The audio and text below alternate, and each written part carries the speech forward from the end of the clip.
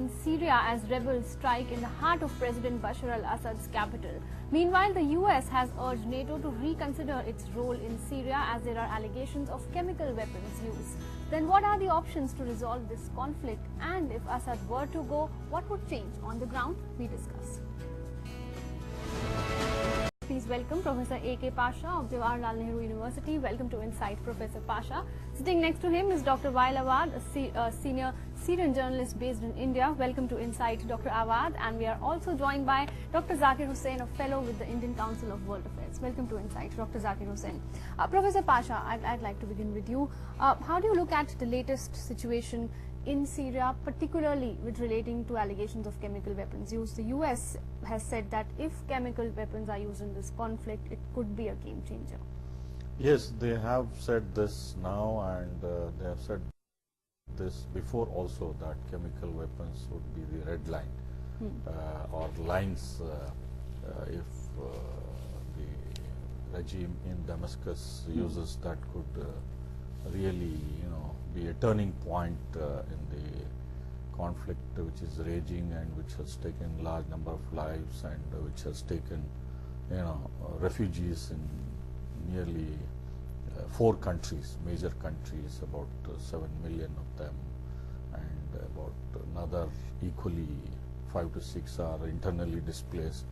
But these allegations are not substantiated by examination from the ground or by authentic sources. Even the Americans have doubts.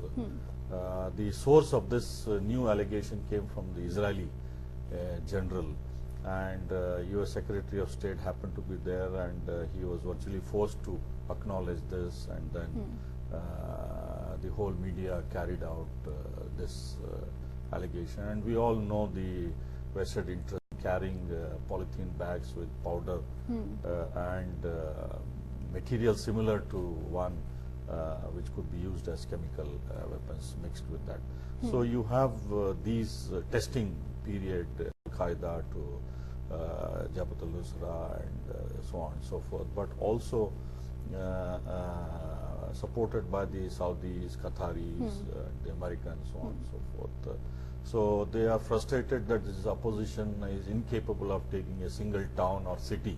So far, after 2 years of fighting, millions of dollars have been poured, and I mean, all the actors who thought the Assad regime would fall, they have feel frustrated. Right. And it defies all solution. The Israelis are frustrated, the NATO is frustrated, the Americans don't the conflict. And the Saudis and the Qataris, because they have to pour more money, and there is no end. It is becoming a bottomless pit, right? The entire quagmire. So in that way, these allegations of chemical weapons are an attempt to provoke NATO intervention or American intervention or more Israeli intervention, so on and so forth, so that it escalates and serves their agenda. All right, so you're saying with frustrations mounting and this kind of leading to a military stalemate, both sides are running out of patience. Of course, we know that this crisis has already cost around 70,000 lives, as you also mentioned earlier. Dr. Awad, how do you look at the allegations of chemical weapons use per se? Because I'm talking about it because that is why this conflict is back into the news. Both sides are accusing each other of chemical weapons use. Well, first of all, I agree with what Dr. Pasha have said, and I would like to add to it that when the Syrian government have accused the terrorists and the rebels by using the chemical weapon and called for an independent UN body to investigate action to Boston, they missed the direction of Syria, they went back to Boston. Otherwise, their job was to go to Syria. Similar fashion we have from Belgium, from France, from Britain, everybody is on the ground. Unless and until there is a political solution to the crisis, militarily nobody can solve the crisis. There has to be a simultaneous plan, militarily and politically. But you need people on the ground and see who is having control on all more than 150 groups in the ground in Syria can talk to them, except Saudi Arabia, Qatar, and the United States, which has supplied. If United States and the West say no to the arm, sit down across the table, the problem would have been solved. They are not interested in solution. They are interested in managing the crisis, so they can stay longer in the area. Right. Professor Pasha, it seems clear that the people on the ground do not seem interested in negotiations. Everybody from outside wants to talk about a political solution. You mean within Syria? Right. You see, what has happened in Syria is in the initial stage of this conflict 2 years ago, many of the secular leaders in the opposition were arrested. They were put in jail. And during my visit, I had urged the leaders, including the foreign minister and the information minister and the advisor to the president, that look, you have a credible opposition force within Syria. And if these are released and engaged, and if a national unity government is formed, you know, this could be the first beginning that the people within who are agitating for political reforms could be won over, and a smooth transition could be achieved at. But that has not been achieved so far. That is a major lapse. Right. And now with the supply of weapons to the rebels, you know, unless that is stopped, the political process cannot stop because it has taken a military color. Right. And now there is no incentive even for Assad to, you know, and the destruction is increasing day by day. This is number one. Number two is I am fully convinced that Assad cannot win a military victory totally.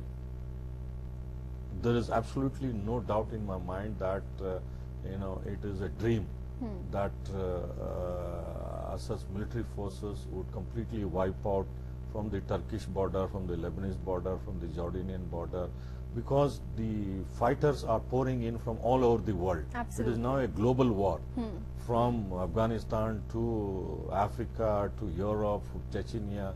You know, they are being paid fantastic amount to fight in the so-called jihad. Right. All the Al-Qaeda and the extremist forces are being, you know, it is a big industry now to mobilize people, youngsters particularly, and it is being done on the same scale as they did in Afghanistan, mobilizing people from all over the world and preparing them, training them, arming them, and so on and so forth. It went on for more than a decade. The same thing is being done because the nut is hard to crack. Right. And the third thing is the Assad regime should give up the dream that he is fighting Al-Qaeda and Nusrat al-Usra, and that the West would help him in fighting these extremists. Gaddafi also said the same thing, that he is fighting Al-Qaeda in Benghazi, and you know, they are a greater danger if he is overthrown. And in my opinion, there is absolutely no way the West would rally in favor of Assad to counter this Al-Qaeda, because it is the same West which is promoting, financing, arming, and supporting this Al-Qaeda. So there is a stalemate. All right, so you're saying that he should give up the hope that the presence of Al-Qaeda could perhaps change the situation in his favor. Yeah. On that note, it's time for us to